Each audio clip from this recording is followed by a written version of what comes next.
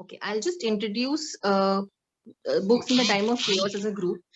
Uh, just quickly telling you all that Books in the Time of Chaos aims at being an inclusive intersectional space where we read books across all genres for expansion of ideas, where we believe reading about and learning each day is also just as important as speaking against injustice and oppression, if not more. You have to read before you speak. We are a pro-Dalit, pro-LGBTQ+, pro-choice space, and we fiercely believe that personal is political. And the literature and art of a society and the society we live in will always be in a symbiotic relationship.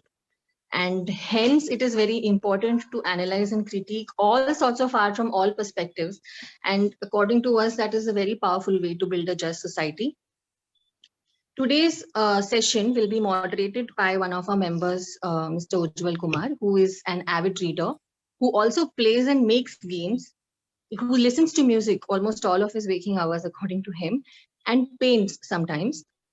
He says all mediums tell stories in so many different ways. So he loves to engage with them wholeheartedly, whether it's games, whether it's music, whether it's reading, whether it's painting. So we will be having Ujjwal to moderate the session today, and he will be in conversation with Mr. M. Rajshekhar. He'll take the introduction part from there. And the last pointer that I wanted to give the audience was you guys can send your questions to the Zoom chat window while the discussion is going on also. But we'll be asking them at the end of the session only.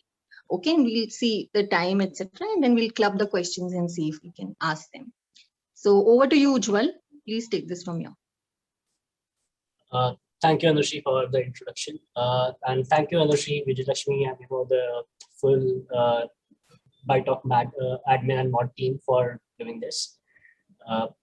Yeah. So about the author, M. Rajshekhar is a journalist. His primary interests are in energy, environment, climate, and our current ongoing slide into right-wing authoritarianism. His work has won the Bala Kailasam Memorial Award, Ramnath Goenka Excellence in Journalism Award, and 5 Shri Ram Awards for Excellence in Financial Journalism. He also maintains a website at mrajshekhar.in, where he reports on the state of politics and industry, both within and outside of India.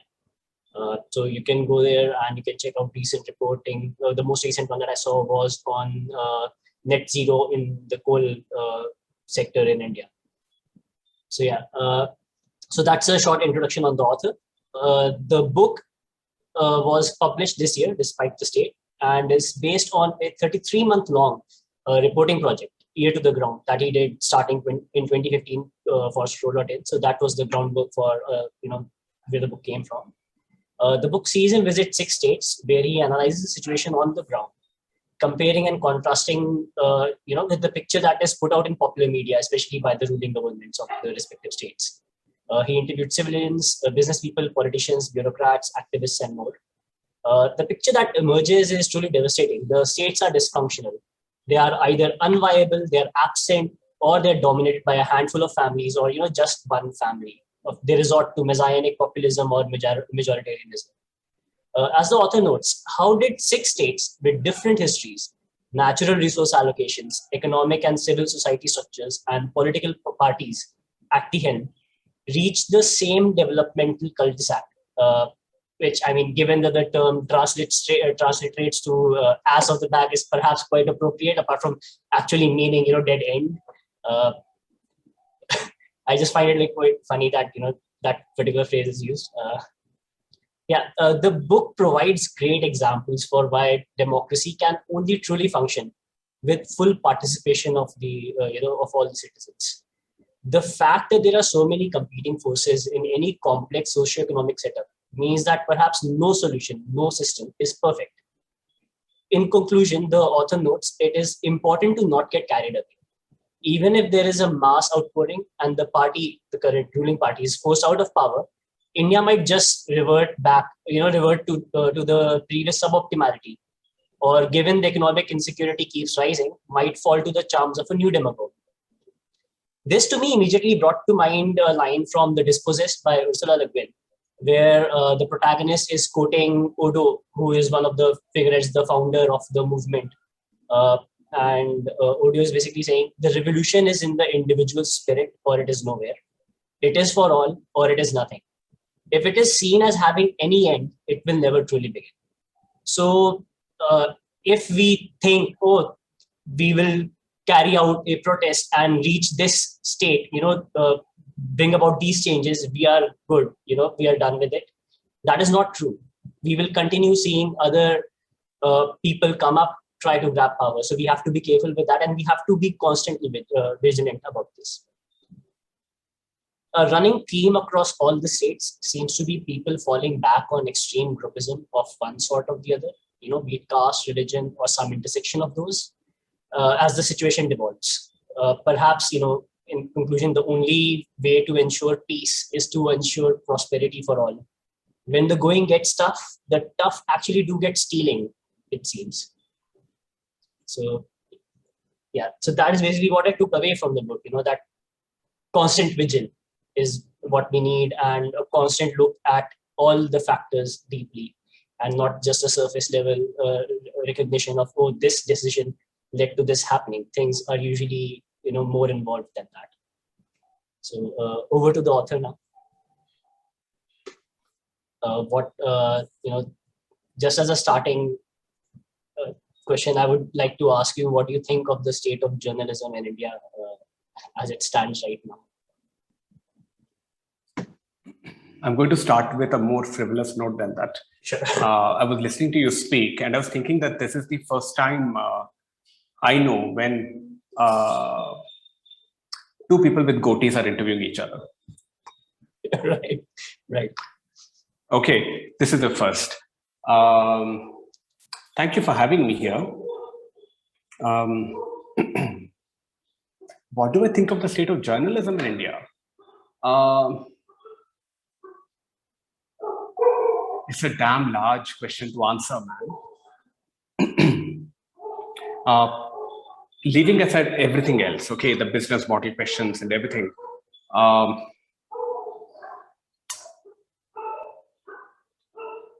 What is it that we really want from? Okay, so it's one of those questions where you can answer it in 5 different ways, and now I'm sort of getting stuck between them. But if you just go back to the book, somewhere at the beginning, we say that the one thing that journalism must always try to do is to give you a proportionate, accurate sense of what is happening in this particular moment, right? It shouldn't be that 5 years later we realize, oh, we did not know this big thing was going on. And then arising from there, if we say that the question is, how well is journalism today, whatever format, creating a proportionate sense of this moment? How well is it doing? To me, given my own background of business reporting and some amount of reporting on political corruption and the rest of it, maybe we're doing okay in terms of charting the kind of damage being wreaked by majoritarianism in this country. All right, the ground level suffering, etc. Where we are completely failing is in trying to identify who benefits from this majoritarian project. In Gujarat, when I was reporting from Gujarat, the most striking question for me was that we all knew, based on what has been written so far, that the Dalits are not doing well in Gujarat, the tribals are not doing well in Gujarat, the Muslims, surprise, surprise, are not doing well in Gujarat, right? The odd thing is, when you go there, you realize that the majority community is not doing well either. And then the question comes that, okay, so who gains from this? I mean, we understand the politics of distraction, of diversion and the rest of it.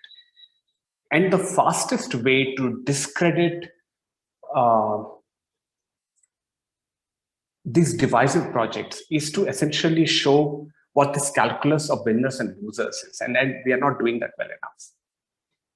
Right? I mean, we are not going beyond talking about a couple of business groups. Right? But by and large, the larger question is not really being asked or answered.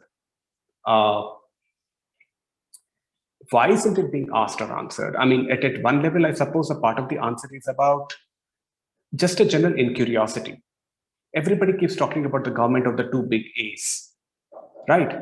Notwithstanding the fact that the two big A's are also sort of competing with each other, and God knows what's happening in the dynamic between them. But there is so much more happening, and we are not asking those questions. And is it in curiosity, saying that it's only about the two big guys, or is it about not actually stepping out and looking at all the dozens of other monopolies coming up, right? We're not seeing much reportage on that. We're not sort of, what I say in the book really is that by 2014, the social contract between the political parties and the people had changed to one of kleptocracy. And that kleptocracy disillusioned people with most political leaders, made them pin their hopes on Modi.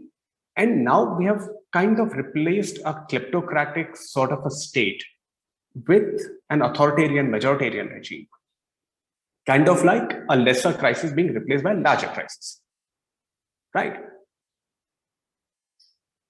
I don't know how well we even recognize this fact, because emerging from that recognition of this, we need the right vocabulary before we can start understanding what questions to ask.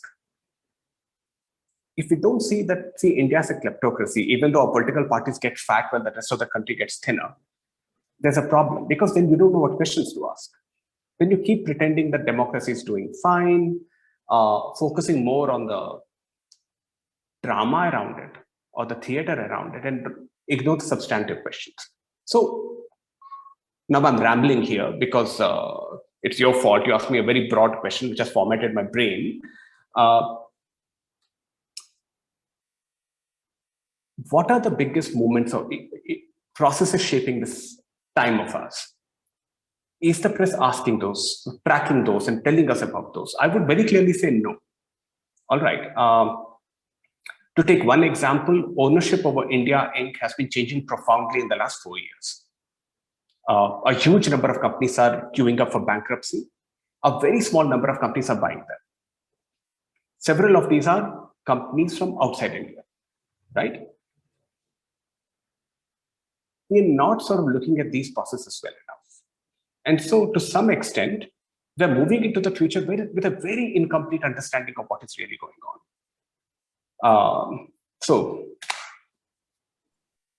I mean, yeah. Rambling answer, but well. No, absolutely true. I mean, one of the largest decisions that has recently taken place that I've not seen enough conversation around, perhaps, is the increased investment in the opportunity of increased investment in insurance sector, which will have a massive impact on a lot of things. But from what I've read and seen so far, there hasn't been enough conversation around this in the media at all, even though it will impact a lot of people. And okay, so hold that thought. Let's use that to build upon this, sure. Right?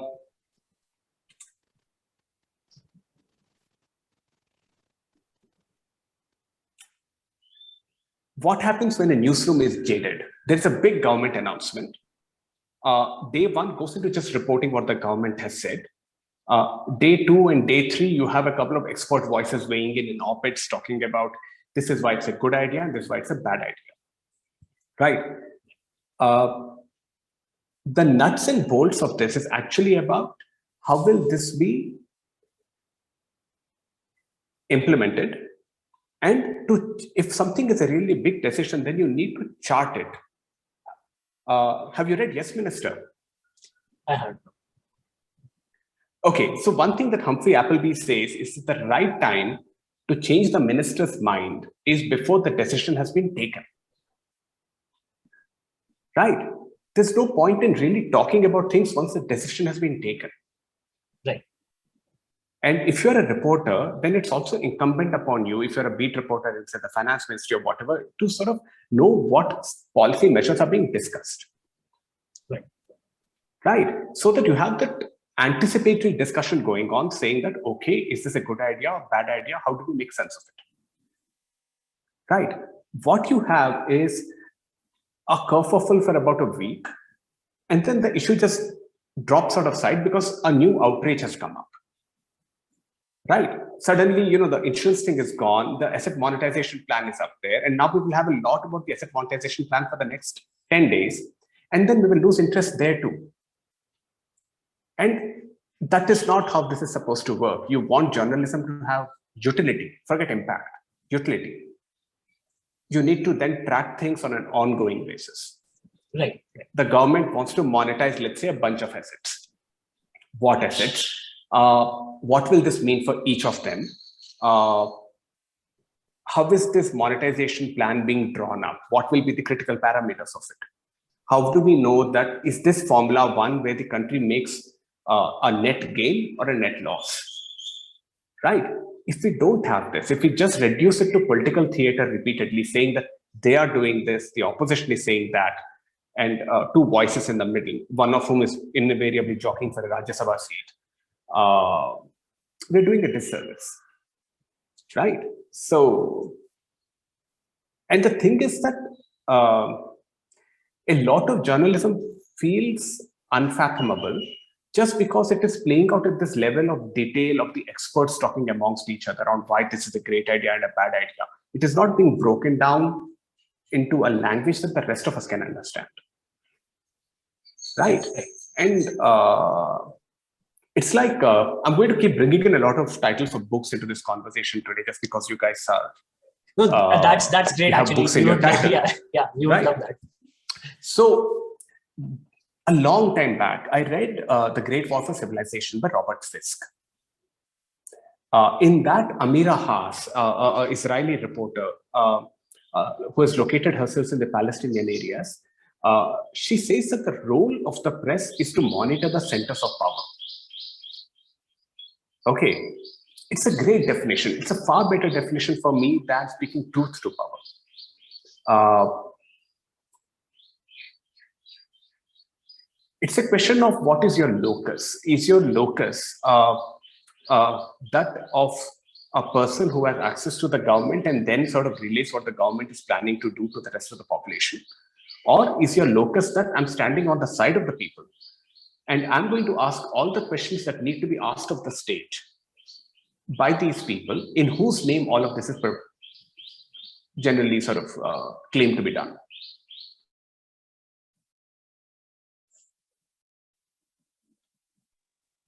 Just tell the name of the book once again, please. I think just making a note. I think right. Raj changed. I think you dropped out for a bit. Okay, so I was saying that locus is very, very important. Right.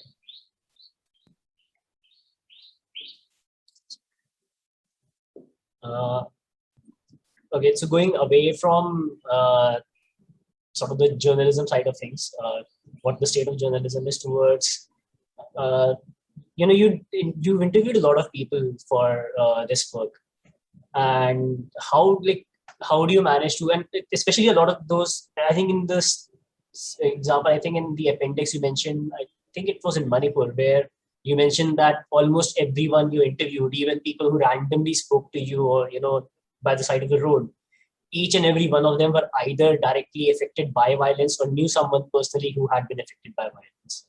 So how in such a situation, in this country of ours, how do you cope up with, interviewing so many people who've had trauma inflicted on them? How do you cope up with that? How do you sort of detach yourself, or how do you go about with that?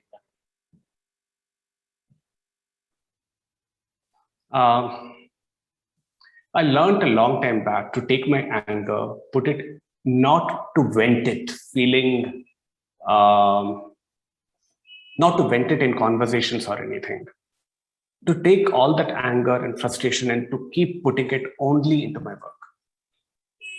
Okay.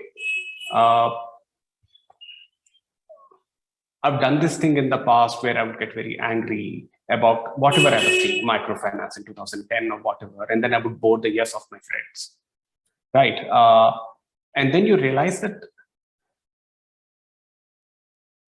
you don't want to dissipate your anger either in these ways, right? It makes more sense to hold on to that anger, to convert that as efficiently as possible into energy for reportage. Okay, you see things that outrage you. I try not to sort of say tweet about them or whatever. I would much rather use that, just hold on to it and just do a better job of reporting on this. That has been my coping mechanism. Not to, yeah, I mean, that's what would be my answer. That would be the primary response. Right. I just go over sort of my notes, and there were a bunch of really interesting points throughout the book. Like something near the end, near the conclusion is there's a point about how it made people believe in Modi while killing any expectation that the state owes them anything. And I just see this as being very similar to, in some ways, organized religion. Modi is omnipotent and yet he is helpless.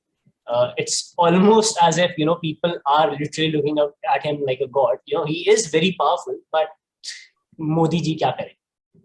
That sort of line of argument is very common.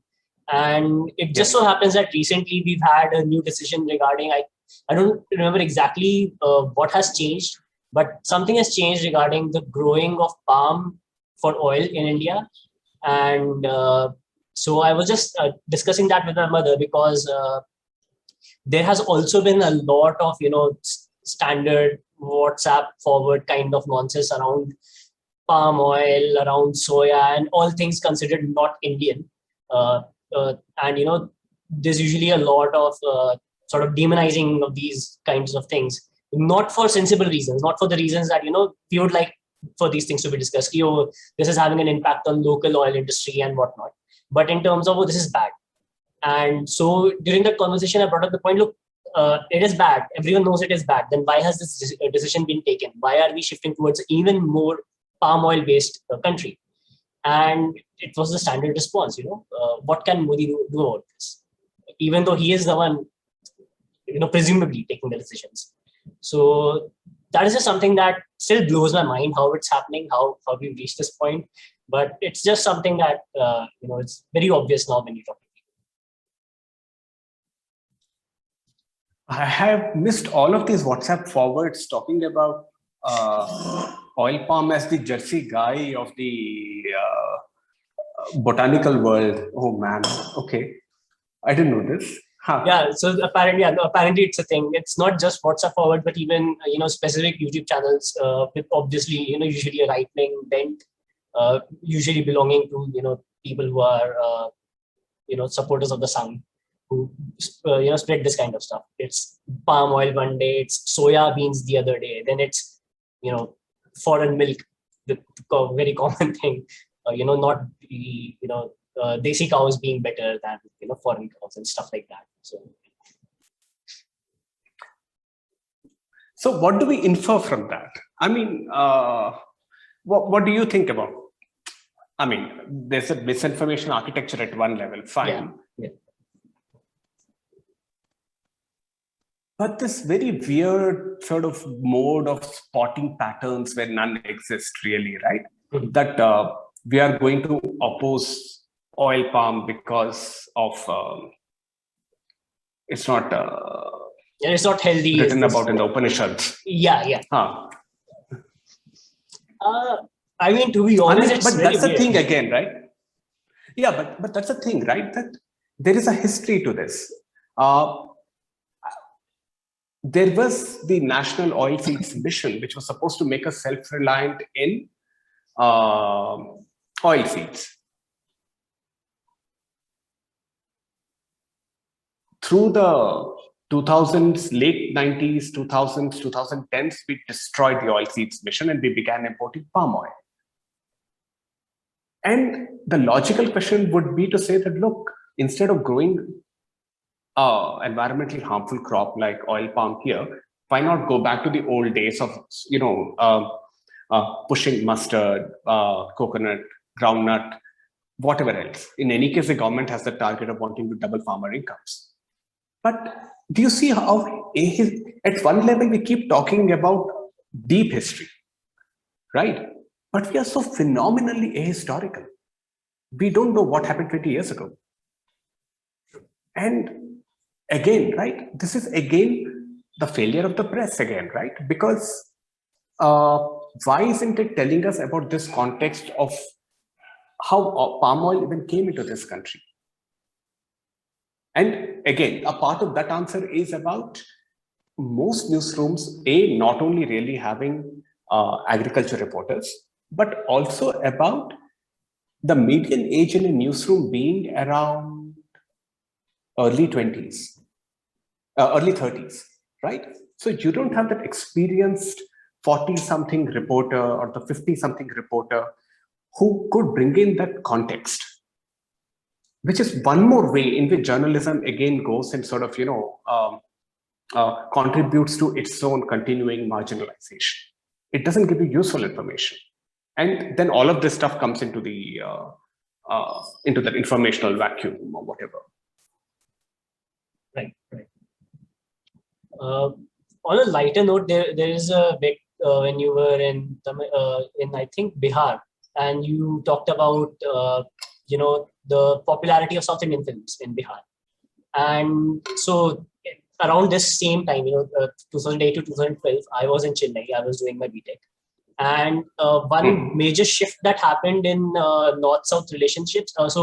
My college was predominantly North Indians. It was a private college, so there were a few people from Tamil Nadu and nearby as well, but predominantly North Indians coming in via AIEEE and all. And there was a large shift that happened in sort of North-South relationships, primarily between Jharkhand, Bihar people and Tamil Nadu people. And it had to do, I thought it had to do something with MS Dhoni being the captain for CSK. And do you think like that played a role even in the promotion of the South Indian film industry in Bihar, or was it purely, I think you identified like the caste angle and that sort of village angst standing up to power angle, or do you believe that even the CSK thing took something? I don't know. The CSK thing didn't come up in my interviews at all. Right. To me, it just seemed that something more visceral was going on. That, I mean, our favorite books are books that or songs are ones that we end up seeing something of ourselves in. Often, right? In fiction and movies and so on. It just seemed to me that the kind of reality being shown in South Indian cinema came closer to those youngsters in Bihar and Orissa and Gujarat than Bollywood does. I mean, it could be a simple, it doesn't have to be a profoundly political film. But between a college romance set in a campus which seems vaguely relatable to you, and let's say a Zindagi Na Milegi Dobara, or that other film which is set in that cruise ship, right? It's easy to see where you see yourselves and what you relate to. And to me, that is what it seemed like. People trying to see something of themselves in the stories that they're consuming.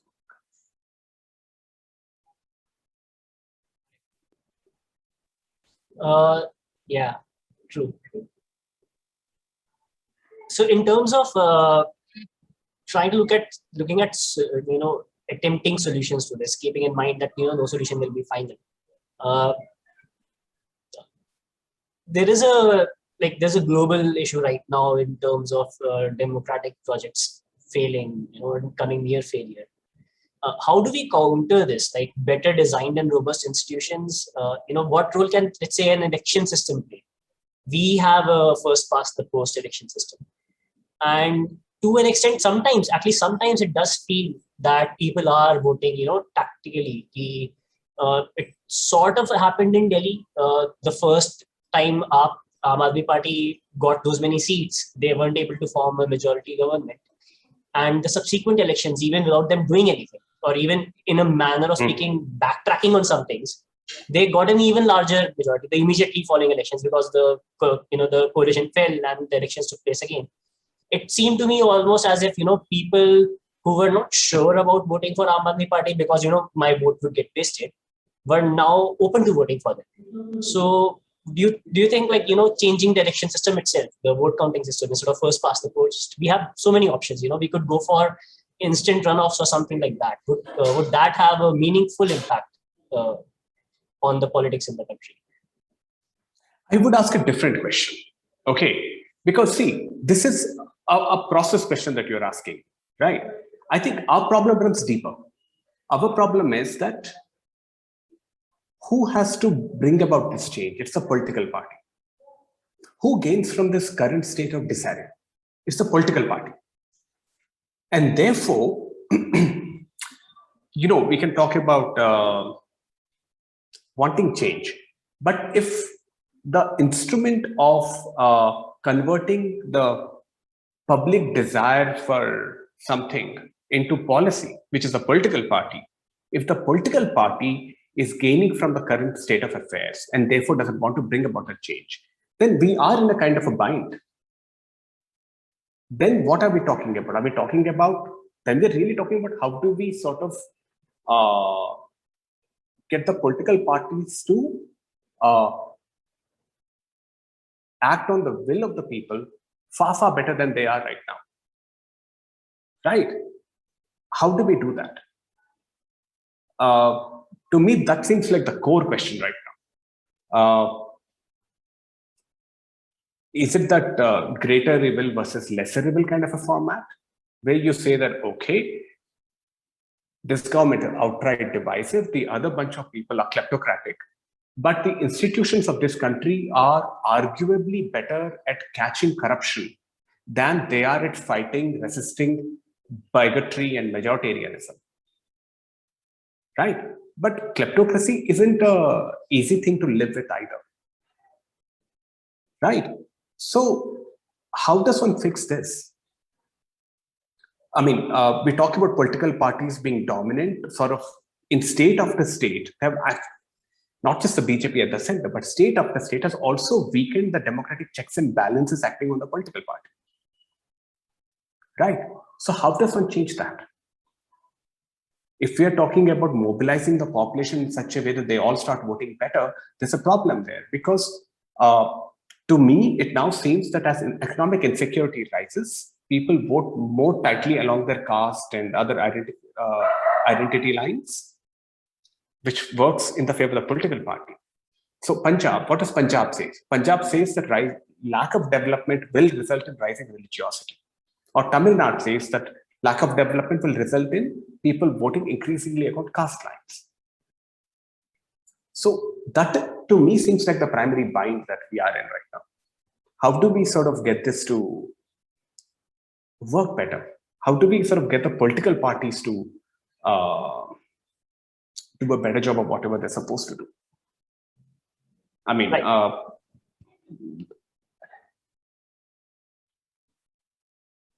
I suppose people rise up when the gap between claim and reality becomes very, very wide. We saw that with the farmer struggle. We saw that with CAA and RC, right? But that awareness takes a long time to come. Maybe what we can do is sort of accelerate that learning curve. But if that, but it then seems like there's a huge amount of collateral damage before that awareness gets built and the government loses its legitimacy. And again, we go back to the first question, that if the press isn't contributing enough to putting out a meaningful account of the way things are, that delegitimization may never really happen either for these guys. And then every person feels economic insecurity often also makes people feel like a unit of one, right? That I am struggling with a loss of income. Maybe it is my own individual misfortune. Maybe it is not a sectoral thing because I'm not seeing enough to suggest that the only people suffering are not just me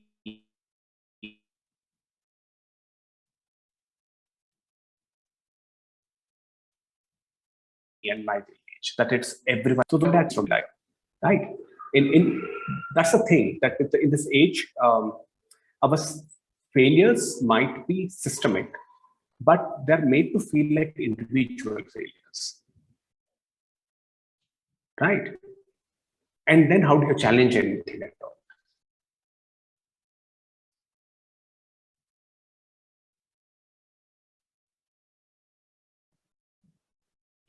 Yeah, I mean, in terms I of see that I've especially. now moved to the level where I'm sort of giving entirely different answers to your questions. No, not at all, not at all. In fact, I was just about to segue into a different point I noted on education and awareness. Rachika, you're cutting off. Your voice is breaking now. Basically, like that old. We can't hear you. Your voice is breaking.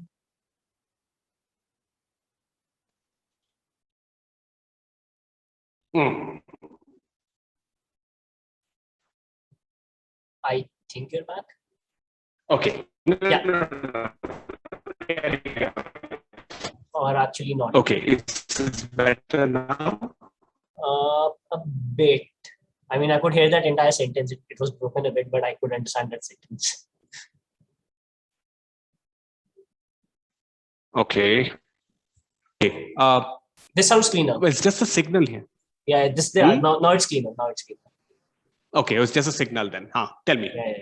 No, so I was just about to ask you what, especially given that a lot of this has to come with at least a popular uprising that needs to happen. That will only happen if people understand what they need to do.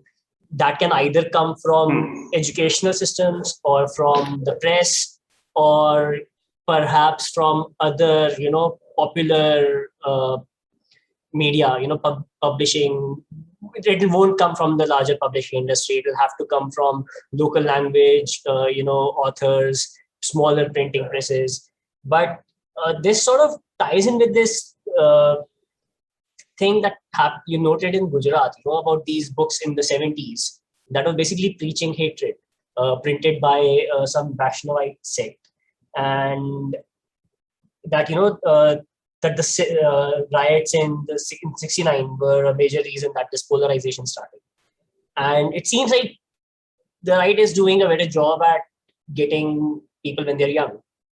And perhaps the sort of awareness needs to be built from a very young age. That we do need to try and maybe build up this awareness for adults as well. It's not ideal that the situation becomes really bad and we have millions of deaths before people realize what needs to be done and they rise up for demanding change. Apart from the media, like the journalism side of things, which I don't expect to improve that much. I mean, the same way that political parties have an incentive in maintaining the system as it is, so does a large section of media, especially the section of the media that is owned by political parties or their affiliates. What can the rest of us do, to try and maybe bring about some change, bring about awareness?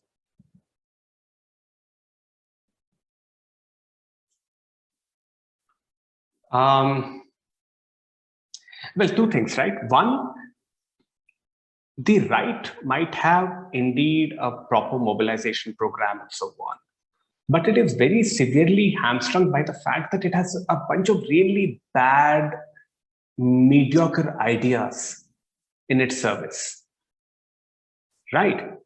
And so the problem it often runs into is that it's got to keep radicalizing every new generation of youngsters because the previous generation also gets de-radicalized. Why was Gujarat seeing riots every 15 years? Because one set of people would get radicalized, right? Very quickly realize that, that they were the patsies in the game. Nothing changed for them, right? Some political leader made their career and moved up, but they stayed where they are. And then they get disillusioned and they sort of come back to the mainstream. So Gujarat needed to keep doing these riots every 15 years as a way of keeping that pot sort of boiling around. basically keep the pot on the boil, right? So if you think of it in terms of what ideas intrinsically people find attractive, I don't really think that the right has those ideas unless you're a particular kind of a insecure person. Now, there's a book called Alt America, okay, where he talks about this, about the traits of the people who find these pitches from right-leaning parties and far-right movements attractive, right? A reasonably secure person who doesn't feel threatened by everyone is very likely to sort of just say, okay, look, others have a right to live just as I have a right to live. That's it. The chapter ends there. If you look at, say, Behave by Robert Sapolsky, he talks about how justice is not a human framing either. If an animal sees another animal in distress, same species, different species, it will go forward to help. It's a very, very old construct in that sense, right? So at one point when I got really sort of disturbed by everything I was seeing, I went and read Sapolsky. The subtitle of his book is The Biology of Good and Evil. Okay, trying to understand that, okay, what do we lean towards organically, right? That's a book worth reading. For what you're saying, right? Nobody goes from zero to axe murderer in a straight line, right? If you find someone who is misbehaving, saying something objectionable on Facebook or WhatsApp or public or whatever, a very prompt word saying that, you cannot do this, you cannot say this, actually has a very, very strong inhibitory effect. Just to say, look, what is society? I mean, it's basically a set of rules saying that these lines cannot be breached, right? Just to do that to a person who is, let's say, saying something about, these Muslims, just to cut them short and say that, that's a really stupid thing to say, actually has a very strong deterrent effect, And so I would never feel powerless in any of this. I think the one thing that I realize, the more and more I look around this entire project, is that it's a small number of people who project the sense of being a large movement. Okay, but if you want to do it right, it doesn't spontaneously come into being. You don't get a mob of 50,000 coming out on their own. You have to get 200 kids. This happened in Delhi. You have to get 200 youngsters trained to come in and be that initial sort of force. You might have others coming in to sort of do some stone pelting or whatever. But the hardcore, the advanced guard is the 200 people. Social media is the same, right? The moment we realize that this is basically a small bunch of cowardly characters who are trying to sort of, bully us into silence by saying that we are numerically great when they really are not. These guys get delegitimized. Right. All right. If you're okay with, so we are almost near 12 p.m. If you're okay with extending this a bit, there are a few questions, hopefully short ones, Sure. From other members. So yeah, Anushri asked, how do you even get these people to sort of open up to you? Like, political conversations are not easily made without the fear of ruling parties. So how do you get people to open up? It's not a problem, yaar. Look, I reported from Mizoram. I don't know Mizo. I reported from Orissa, Punjab, Tamil Nadu, Gujarat. Bihar is the only one where I knew Hindi. In all the others, I didn't even know the language. Okay, but people spoke. You know why? Because nobody's listening to them. Everybody very badly wants to be heard about what the realities of their life are. right? So when someone comes and says that, tell me why this is happening or how you are, they find ways to talk. I was in TN talking about extraordinary debt traps in rural TN, right? All I would do is go in and very confidently start in Telugu just to say, okay, look, I'm from this side of the Vindhyas. But then they would say, oh, we don't know Telugu. And then they would look around and find someone who had migrated somewhere or whatever. But even broken English or I cannot say broken Tamil because my Tamil is really not even at that level. Okay. But we would manage to talk because people want to talk. All you have to do is say that I was talking to one cabinet minister in Punjab. He wanted to talk. All I had to do is say, okay, look, off the record. Help me understand what's going on. Right. Right. In India, people still have, I don't think the fear of the state is anything like what we saw in communist countries or China or something, right? People will speak. They're dying to speak, if anything. So this wasn't a problem for me. All right. Vijay Lakshmi finds your perspective on how you protect your mental health by directing your anger towards reportage. Sort of very intriguing. And she had two related questions. Given that journalists are literally being killed, and given that this reportage is calling out those in power, how do you deal with the emotional and physical challenge of staying safe?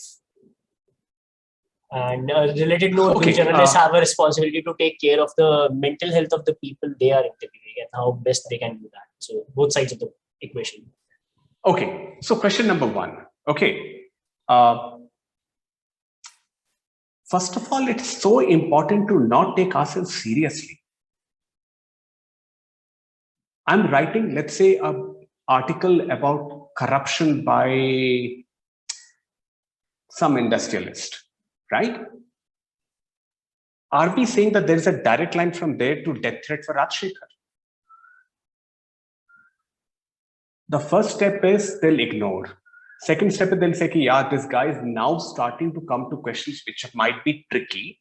And reaching one doesn't mean you reach two. All right. Most of the time we just get till one and then we fizzle out and nothing happens. So going to two itself is not something that you can take for granted. But even if I get to two, what's the first thing that will happen? Maybe they'll still ignore, or they will call, let's say, the editor of the publication I'm writing for and say, okay, don't do the story. Why do you want to do it? Or they will offer me some money. I think that chain is a long chain. Right. The thing is that journalism has impact when it is equal or better than the process it is reporting on. It takes a huge lot to become equal to the process you're writing on. We are talking about, let's say, why the government wants to grow oil palm in India. All right. How many interviews do we need to do? What questions do we need to learn that we need to ask to understand why this has been done? Who gains from this? Right? I cannot simply say that I wrote one opinion piece criticizing this and therefore I'm the government's danger number one. Right? It's extraordinarily hard work to become equal to the process that we report on. I was writing on the coal scam. It took me over a year before we started finding the questions we needed to ask about money flows. It took ear to the ground. It took me 1 year, end of Punjab, before I started discovering the questions I should be asking while I'm in these states. You will see a very clear difference between the kind of writing that you see in Mizoram, Orissa, Punjab, and what you see in Tamil Nadu. Tamil Nadu is more granular. That's because it took me a year to find my questions. And so it will be moronic for me to believe that at the start of a reporting project, I'm exposing myself to great risk. The only risk I'm putting myself to in the early periods of reportage is that the guys I'm writing are probably sitting around laughing कि देखो एक और गधा आया है जो इसके ऊपर लिखने की कोशिश कर रहा है और fail कर रहा है. You know? So I wouldn't take that seriously. Right. What was the second part of our question? Second part was the other side of the equation. How do journalists in general, should they have a responsibility to take care of the mental health of the people they are interviewing, and how best they can do that? Of course they should. Have you seen The Insider, the movie? I haven't, to be honest. I'm not a big movie watcher. Okay, so in my context, the people I'm likely to talk to are going to be whistleblowers. They will be putting themselves at risk by talking to me.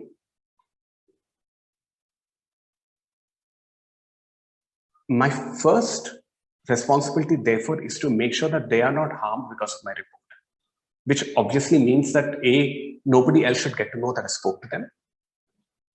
In the old days, that was an easy question to answer because all I had to do was remember that I do not mention X's name in conversations with anyone else. But now in this age of surveillance, that becomes a harder question, right? Maybe I don't speak to the people directly on the phone line. Maybe I use Signal or WhatsApp or whatever it is, and one way to mask. But their names might still be in my phone, right? So how do I sort of work my way around this? How do I protect my sources in this age of surveillance? Those questions come in, right? And that's one tangible level. I mean, we are talking about we're only talking about whistleblowers for economic stories right now. If you're talking about, say, people having emotional, social problems, that issue of care would probably be even more heightened. But most of what I deal with is the whistleblower level stuff. Right. I mean, I did notice, I think your official email is on Proton, isn't it? Yeah. So, yeah. Anurag had a question. He's curious if your book will be translated into other Indian languages, and are there any suggestions to, for engaging in this kind of stuff in languages beyond English? Oh, it has to be. So we've been working on it, but the COVID second wave sort of pushed everything on the back burner. We have to bring it out. And do you have any suggestions for works beyond English for a similar kind of reportage or analysis? As in books of this kind? Yeah. Or? I mean, Anurag asked for suggestions in general. So can be books, can be other publications, can be something else, I guess.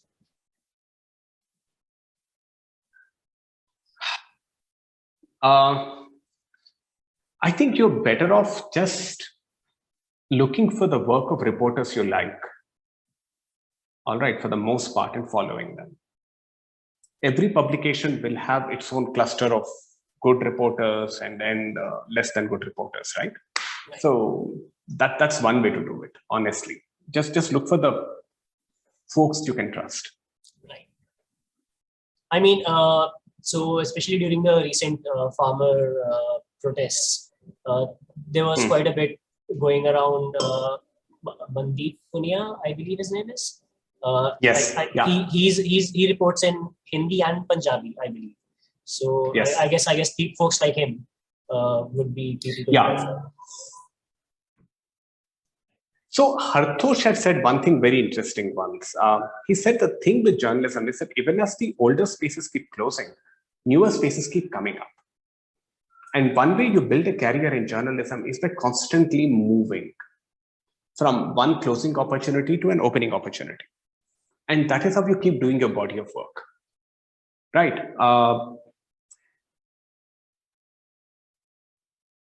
Along with every new opportunity, you also keep seeing newer reporters coming in and doing really good work, right? And that's the thing to really look out for. You know, Mandeep was astonishing, right? What did he say? He came out of that lockup and he said, I use my body as a notepad. Right. You know, that is spirit. And you have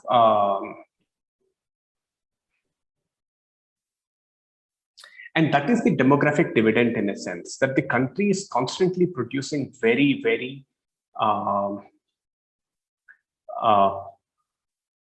see, the good thing about the Majoritarian project, okay, is that it's a very, very effective, it's very good at separating the wheat from the chaff. In the good old days of the 90s and the 2000s, it was very easy to become a reporter. It was very easy to become a politician. There was no price to be paid for it. Right? Now you see a new set of people coming into politics, into activism, into journalism, who know that there might be a price to pay, but they want to come in anyway. Right. Absolutely. Right.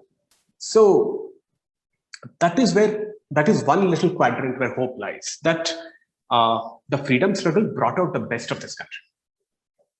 The emergency, well, I don't think we can say that about the emergency anymore, given who we have in power now.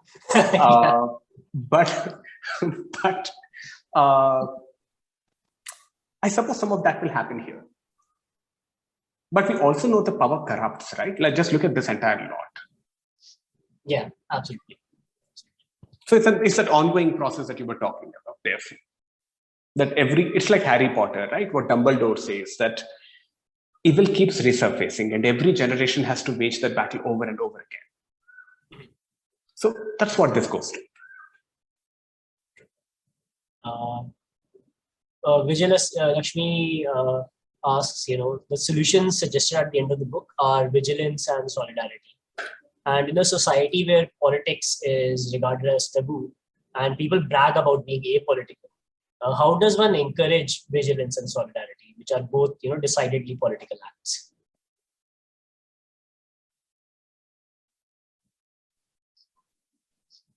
I really wish people would ask me these questions. The hard ones to answer.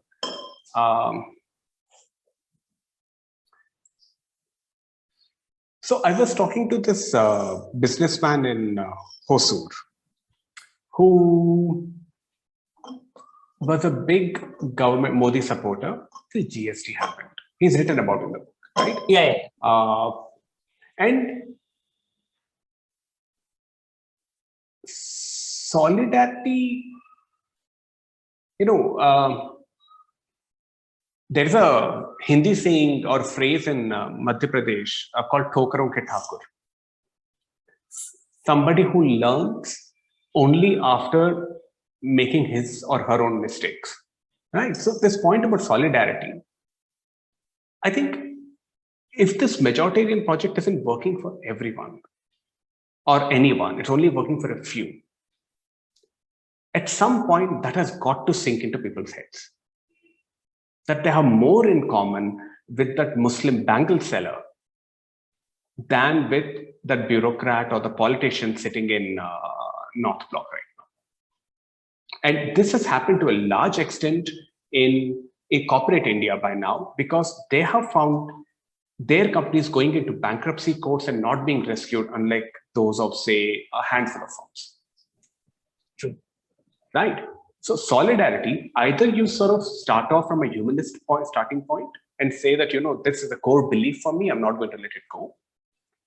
Or at some point, you will realize that you are not less vulnerable than the other people whose fate you've been so unmindful towards.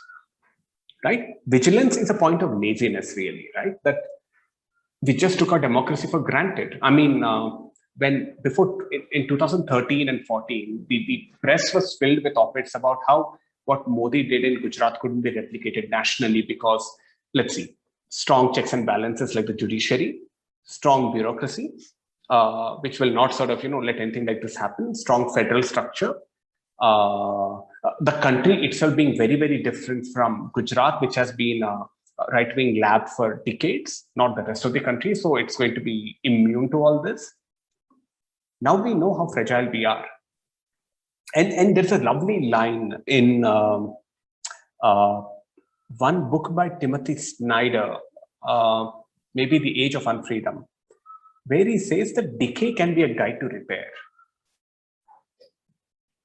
Right? And that is where we are. that we, if nothing else, at least we now know what we are. Right?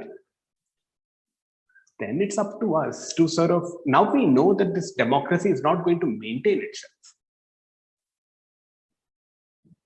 Right. And the poor have far more to lose from losing this democracy than any of us.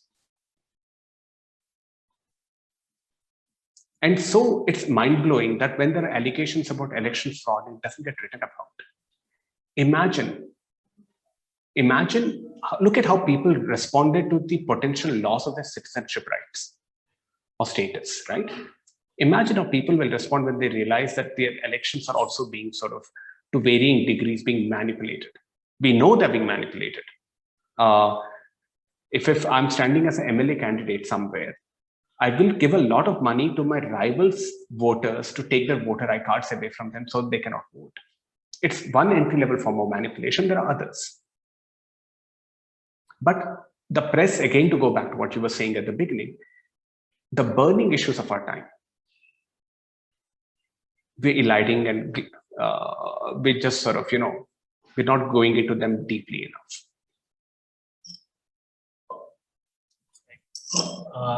Okay, so hopefully a very easy question for you to answer and something that everyone is looking forward to is, can you please give us names of books, articles, or authors that have influenced you?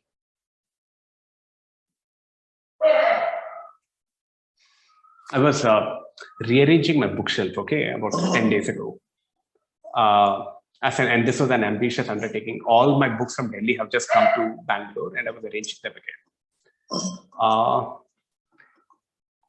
And you know how it is, right? That particularly in your 20s, you're reading books and some line somewhere is going to just sort of jump up at you and then go into a part of your DNA and just splice itself in.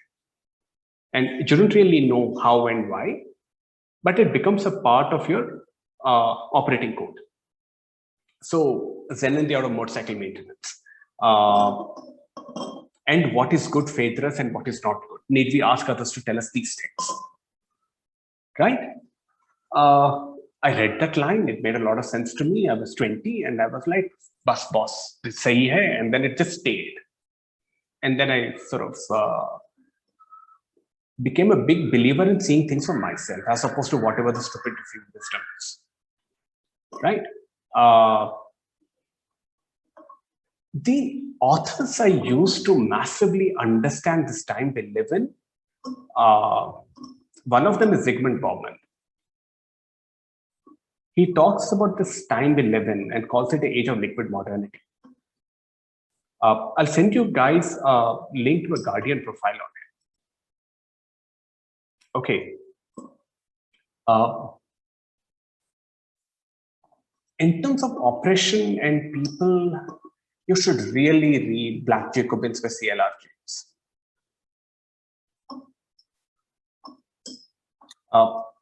But I mean, this is a very, very long list. Okay. I mean, books shape you in a range of different ways. So I'll just send you a list on this. Yeah, that would be great. That would be great. Yeah, we'll just wait for a bit for anyone else if they want to ask questions. We have one.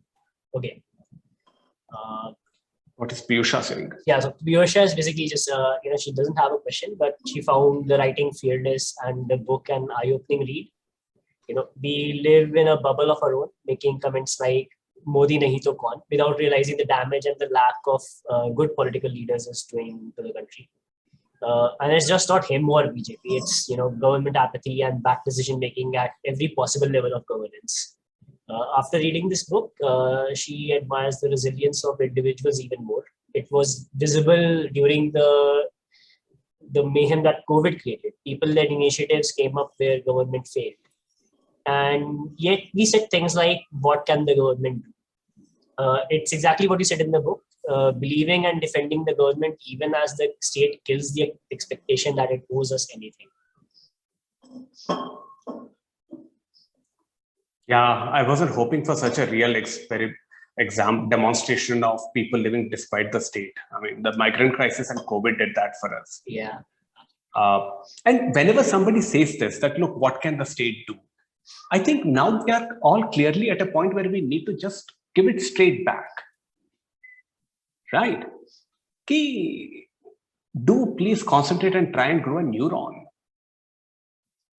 Yeah, I mean, The state could have, yeah, go on. but it's exactly that. At least order the vaccines, no? Rocket science hai kya? True. And don't mess everything up with Atmanirbharta all the time. Yeah.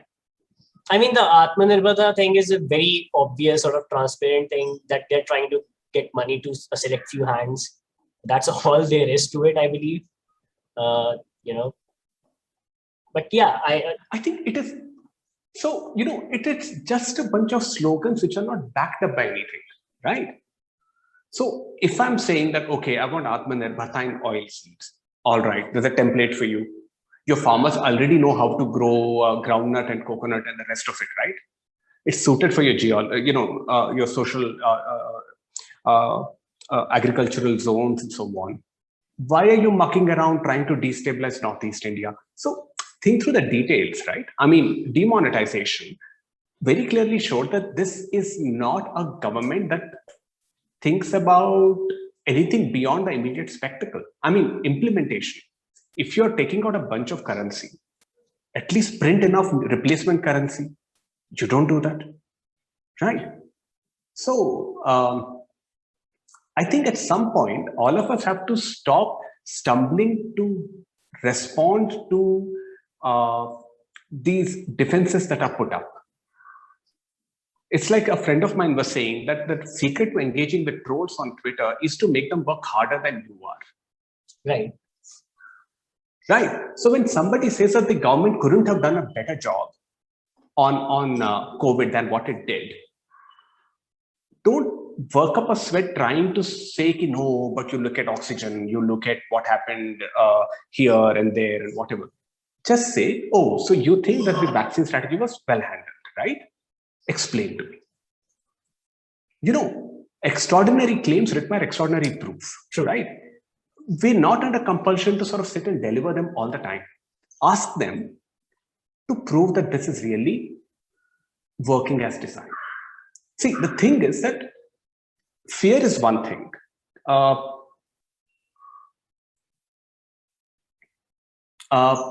I think fear vis-a-vis this government is one kind of emotion that it sort of generally generates. And the other emotion it really needs to generate much, much more is contempt. I mean, just think about it. If you and I were doing something, chances are that, okay, if you and I are doing 10 different things, chances are that we will fail at 5 of them and do a good job of 5 of them, because that is just straightforward probability.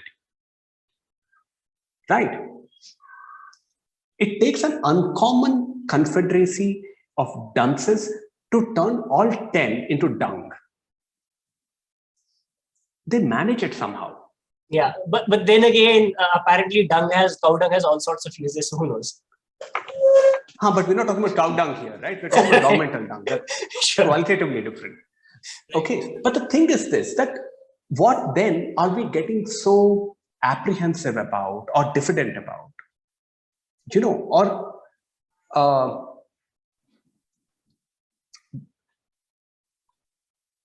why are we not sort of, what's the word?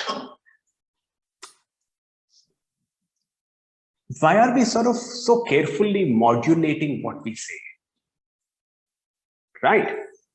And even defending the government, I think we should just say, okay, you think so, that this thing has been handled superbly, prove it to me. They will not be able to. And right. I think the only trick they've pulled is they've made us feel like we're minorities in this area because of our political beliefs. But the truth is also that this is the only thing, everybody believes that the country is exceptional and everybody is invariably wrong all the time about this. Every country is exceptional in its own way. The only thing that sets India apart is its capacity to have a huge diversity of people live together without having a bloodbath all the time. That is what sets us apart, right? Tolerance. It isn't so easily stripped out. Right. I mean, that's a really great suggestion.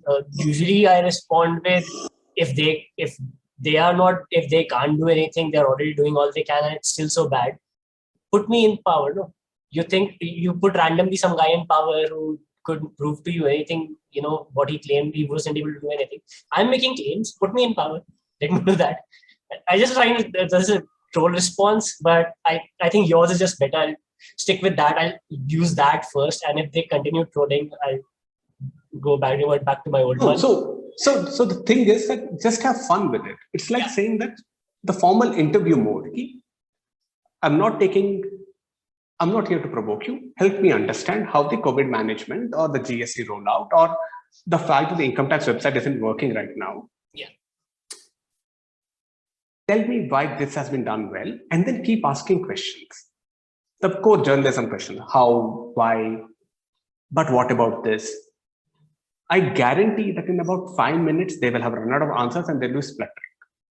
And the best way to introduce cognitive dissonance within a person, to make a person aware about the gaps in their own thinking, is this. Right. It's not about, if let's say I'm a hardcore Modi bhakt, then you come and say, but he's not doing a good job, I'll discount you. I have to reach that point of realization. Right? So maybe they will, maybe they won't, but at least they will not feel that they need to know that theirs isn't the only worldview in the country, at least. Right?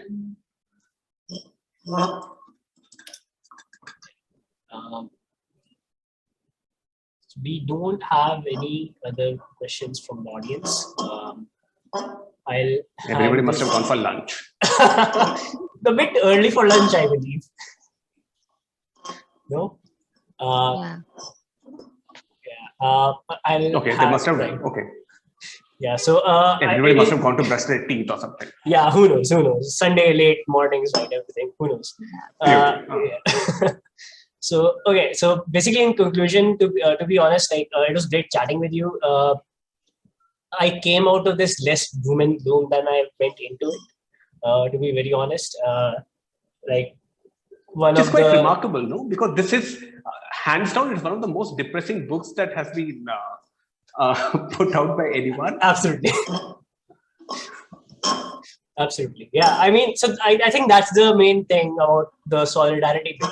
If you start talking with people, who believe in what you believe, you tend to regain some amount of hope. And, hopefully we can keep on growing this group, not just this one group, but groups across the country. But there's one more thing there.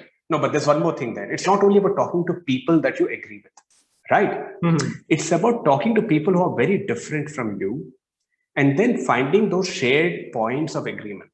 Right. Yeah. Right. And that is how this thing really works. Mm-hmm. I should be able to say to some RSS guy somewhere that, look, both of us agree that we want this country to do well. And therefore, via state assets being sold to the Russians. Right? That is what we want. It's like saying that, look, we agree on 80% of things, that 20% we don't agree on. But you have to admit that there are legitimate concerns there that you're not aware of either. Just as I might not be aware of some other things you are aware of. Right. That is how this thing moves. Right. Absolutely. Yeah. Right. So I'll hand this back to Anushree for the closing. Yeah, hi. This is a really great chat, Ujjwal and Rajshekhar ji. I mean, it's so interactive and so amazing to listen to both of you. Even Ujjwal had so many great points, and Rajshekhar had so many brilliant points. And I think my major takeaway from this was the way you said about the question where you were asked don't you feel afraid about the ruling party being, on you or something? But I think what I took away from that was the fact that we should not take ourselves so seriously. So there are times when online, online and offline, even when we are in front of people, and there are, especially for people who are very political, like, some people in our group are very political and we want to discuss politics a lot. But opposing opinions sometimes are very exhausting, So, which is where I think your point of not taking yourself so seriously also comes in picture, because we need to, like you said, ask questions and get answers from them, so that we don't take all the effort, and we don't get exhausted. We exhaust them. It's better to just exhaust them. So I think that's a great point that you made.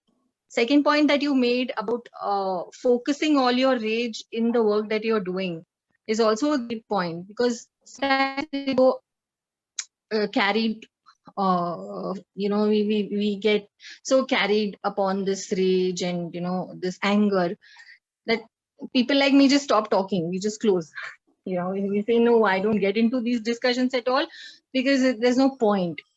But I think after this discussion, I probably might start writing again, I might start discussing things again with people. So I think that was a great takeaway for me. And I'm sure other people in this discussion have also taken a lot from you, because you were very articulate and very clear about what the other point that I loved was, you should not be distracting yourself with so many issues. You take one issue and get to the bottom of it. And most of us don't do it, because we are also reading newspapers and we are also reading the articles. We also keep distracting ourselves from so many things. So I think follow up and tracking it on an ongoing basis is also something we should do for ourselves as citizens, as people, as aware political citizens. So that is also one point that I loved. So overall, this chat was really good, and I really hope you also loved interacting with us. We were very less people. Hope you did.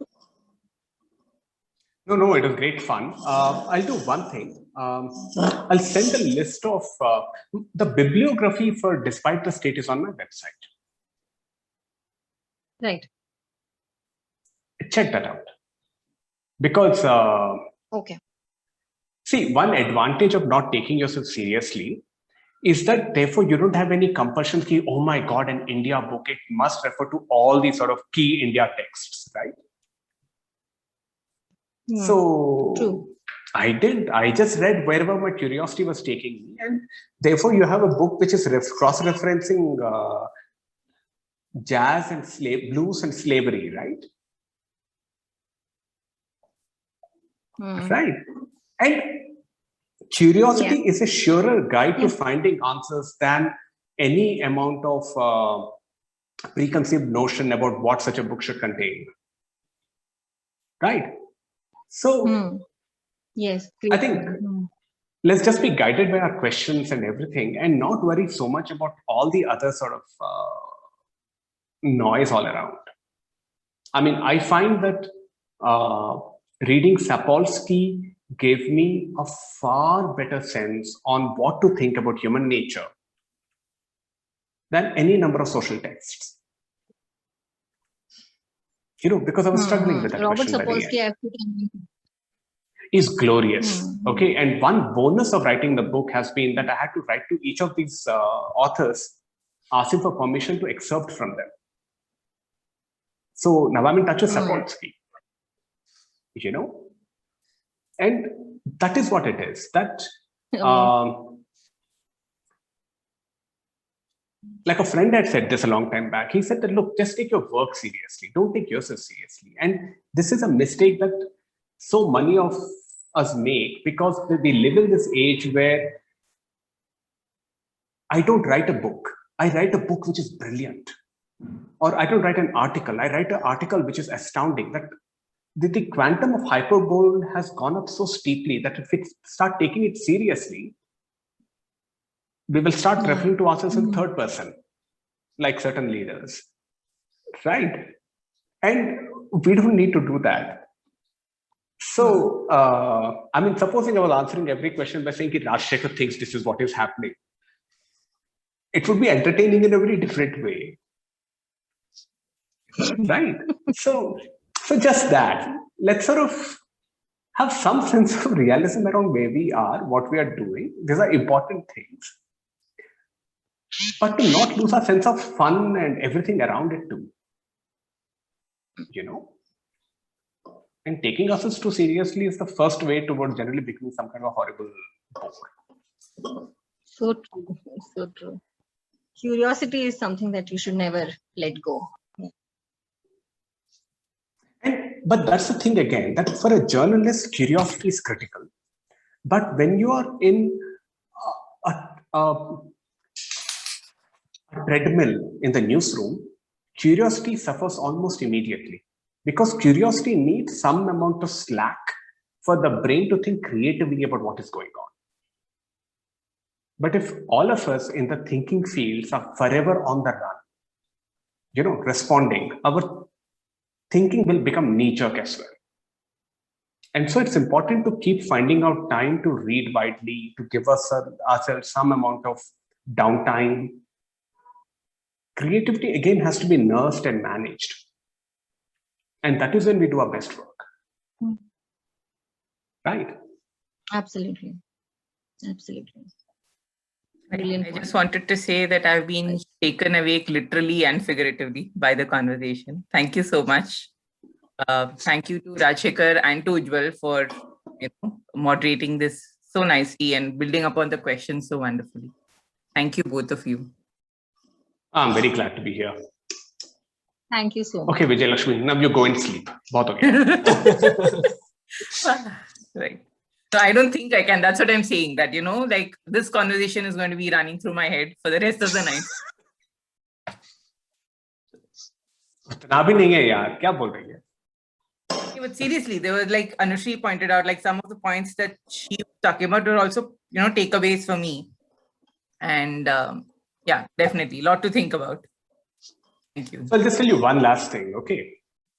So my sister reads the book, okay? And she hasn't read any of these articles because, sibling condescension is a real thing, right? So she reads the whole thing. And then she calls my partner and says, I never thought Raju knew so much.